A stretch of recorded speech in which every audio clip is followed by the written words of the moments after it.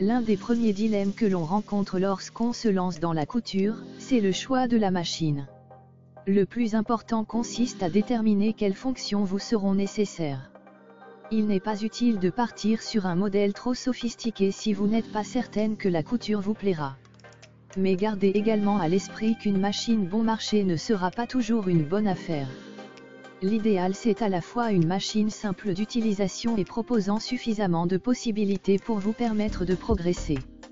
Pour bien choisir sa machine à coudre, il est important de prendre en compte ses désirs créatifs et le temps que l'on souhaite y consacrer, occasionnel ou régulier, reprise, habillement, décoration, patchwork, broderie ou encore le type de tissu que l'on souhaite travailler. Vos projets vous guideront dans le choix de votre machine à coudre. Quel que soit le budget que l'on souhaite investir ou l'usage que l'on attend de sa machine à coudre, elle doit proposer les points de couture de base, points droits, points zigzag et boutonnières, de préférence automatique en un temps, à défaut en 4 temps. Attention, la mention « boutonnière en 4 temps » signifie que vous devez changer 4 fois vos paramètres de couture afin de coudre les 4 côtés de la boutonnière. Sur une chemise, cela peut être fastidieux. Le point pour couture stretch, ou élastique, s'avère utile pour travailler les tissus extensibles comme le jersey par exemple.